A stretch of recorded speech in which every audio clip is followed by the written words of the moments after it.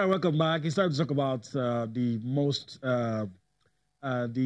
team that has won the most titles for the national team in Nigeria, the Super Falcons of Nigeria. Wilfred, Cecilia, they've arrived in Ghana. Expectations are high, always high.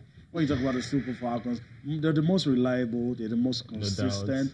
In spite of all the things that come their way, they still manage to do us proud. Yeah.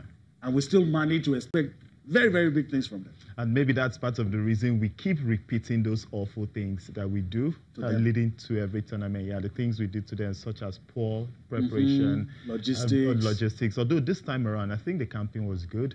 Where they were camped in Ekpe looked really good. Where they also were camped kind of in Ivory Coast were also good. But they now missed it when it comes to their kits. But I think that's sorted now. But going into Ghana for this particular tournament, it became tougher at the point when Equatorial Guinea were thrown back into this competition, and because they were preparing to play Kenya instead, South Africa also in Zambia. But now Equatorial Guinea is in the mix. It makes it tougher. So many have been asking, they've not had the best of preparation. Are we sure these girls are top-notch going into this competition? Because yes, we've dominated the African scene, but at the same time, we know the gap is fast closing. And so we need to really watch it. The last one we won, beating Cameroon in the final, we saw how tough. And it was a late goal, I think. It was Desire Okparanoze who got that goal for us before we won that game 1-0 and clinched the last edition. I expect a very tough tournament, no doubt, but I still think the Super Eagles and the Super Falcons will kind of find their way into the semi-finals. Even if they don't win the tournament, I'm fine if they pick up a World Cup ticket. You know, the question everyone keep asking is, you know, when other countries, we sometimes tell you that it's not the amount of friendlies that you play that actually prepare you for games. But then when you're in a particular camp in Abidjan where you have the likes of Algeria, Cote d'Ivoire playing friendlies, you have the likes of Zambia, and of course Cameroon also playing friendlies. And you also on that same day you're having the Nigeria's women national team. I mean, the champions actually playing against 11 sisters. And you're asking yourself, I mean, the disparity and all that kind of... I get you, but this is not strange because this same thing you're saying... Well, is it really normal? They've been doing it because it's been the norm. Yeah, they are normalizing it. Should it remain like that? No. If you say it's been the norm and it's bringing success to the team, just the same way people would ask, why are they playing boys? The question is, when you talk about physicality, who brings it in Africa? It's the boys, because... Okay, what if you play the boys' national team instead of playing... And the argument to support Wilfred, the argument has always been that, look, they've conquered Africa. The terrain, they need something stronger. Don't you think maybe when they start playing real friendlies, they can actually step up at the world stage? No, the real friendly in this case will have to be international friendlies. Okay. And I mean with European teams, not African Asia, teams. not African teams. Way better. Okay, so you feel you can... Okay, when England actually played Nigeria... If they're doing this in preparation for the World Cup, then it's totally wrong. But this is the African tournament. I wouldn't fault them at this point because they need a tougher opposition. And those boys that they've been playing have actually been tougher because they always lose. They always play, be it on the 17, on the 16, they are always losing to show that these guys are actually opponents are faster and stronger. Exactly, they step up their own game. So when they now face the women, they easily conquer them. Okay, why don't have a synergy? Kind of, you blend it. You have a compromise whereby they can play these boys. No one is saying it's wrong to play the boys, but you can play them and also play other women's national team. They played the Ivorian champions. I'm not talking about club sides. I'm talking about national teams. Precisely, national teams. That's what I'm talking about. Yes. That's what I'm talking about. Challenges. Like, even if you want to play boys, it has to be a national team and not some selected academies and all that. That's where my point is coming from. Okay, so be it on the 17 national team from Africa. Precisely, so it should be a national team and not some group of boys you've selected. Okay, I get your point. That's my point. I get your point. Let's go to Super Eagles now, right? Yes, and I'm very sure you've been heard by those who are in charge. Let's talk about the Super Eagles. And I keep on saying there's some sense of calm. Around, no apprehension at all whatsoever. Everybody seems to feel skeptical.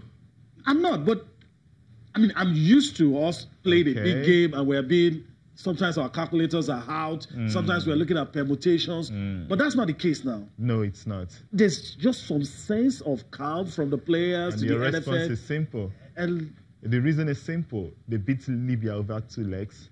Okay. Yeah, and comfortably also. And so everyone is confident going into this. I mean, you beat Libya 4-0 in Uyo, then you go there in Tunisia in fact to beat them 3-2. Why not? The confidence should be high.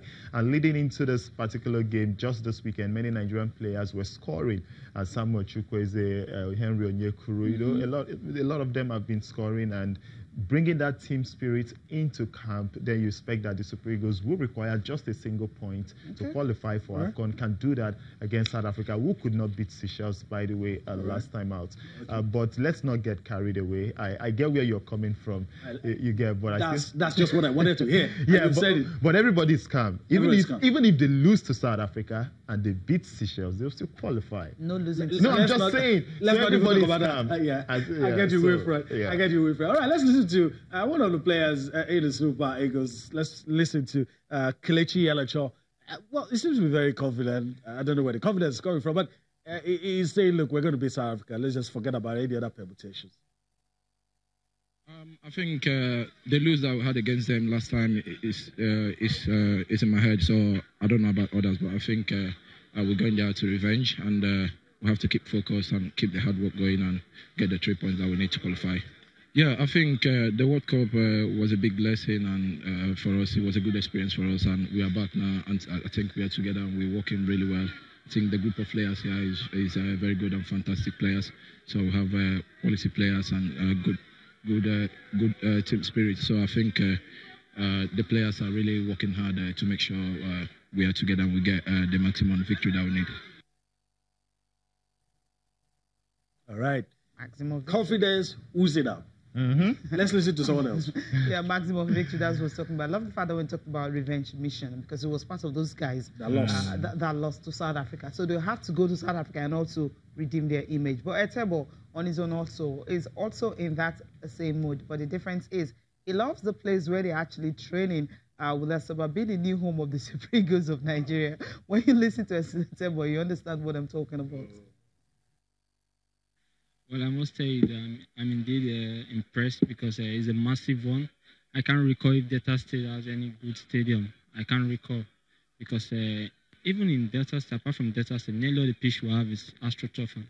This is a grass, but let's hope that they're going to maintain it so good, and there are going to be more games that are going to come in here, hopefully. Let's hope it's going to be a win or a draw, but the most important is that we must get a point because we might not get a win, but at least 1 point. We're in Nations Cup in Cameroon, so all is good. We're set to go. Okay, he just said we might not get a win. Okay, you know what? Go to South Africa and bring points back. I mean, but the thing is, well, he's been real. He's been real, right? I think I'm praying at just confidence because I mean, when that doesn't mean he's not confident. When you rock the boat, you just see how to steady it. That's what Iheanacho is totally saying, and that's what he wants but to do. at the same time, this guy is one of the best players in the Super Eagles. When you look at work rate, he's one of the best. Yes, he might not be getting the goals, but he's still puts in that the midfield. Yeah, he puts in the muscle. So he's been real. I know many people won't want to hear that, but at the same time, we know that no matter what, in these two games, the Super Eagles will just qualify. So let me put you on the spot. People run away from this question I'm going to ask you. No problem, I'm here. Do you think... Okay, what's the possibility of us losing against South Africa? On a scale of 1 No, to 10? the odds are against South Africa in this game.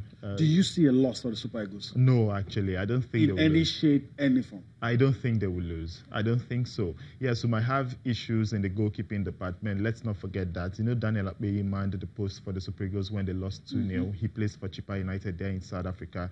Then the coach might be kind of in a dilemma. Do I get to play him because he should be familiar with many of those players since they play in the PSL? Should I use the former number one?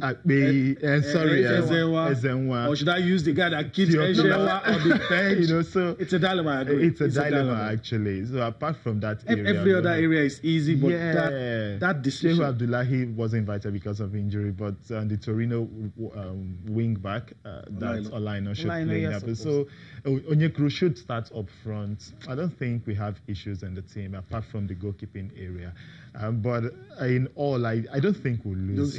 I don't see a loss happening. Okay, so all right. The draw that Etebo is talking about won't happen, so it's going to be a win We'll go with Hen. No, he said might be a win or a draw, we'll win. but not lose. Yeah. We are not going to lose. Yes, we're not going to lose. I actually think we'll win. Forget being patriotic, but the spirit is really high. These players are pumped up for this particular one. So why not? And again, the money. Okay, $25,000. It's not Just big for the players, but score one goal, and any of the scorers. Let me ask you a question that will ensure that when you leave the studio, you're going to get a lot of calls, a lot of questions. Sure. Which goalkeeper are you going to pick? And you're going to get a lot of calls. You're going to answer a lot of questions. But if you were going to roll, you've talked about it. No, I'll go with Ezenwa. You know why? Ezenwa was at the World Cup. Yeah, Akpeyitu was at the World Cup, but Ezenwa was number one going to the World Cup before Uzoho came in. Yes, so Ezenwa was number one. That was during the qualifiers. Yeah, eventually Uzoho now took over and even through the friendlies. But I think Ezenwa, he manned the post for us against Cameroon in both games, and that was leading to the World Cup. Kept a clean sheet in one of the most important games. Almost kept a clean sheet in the second one before that late penalty. So I think he will man the post. That will be a choice. Yeah, that would be my choice. Yes. Okay. I think at this point we might just leave the Super Eagles. Is my phone ringing already?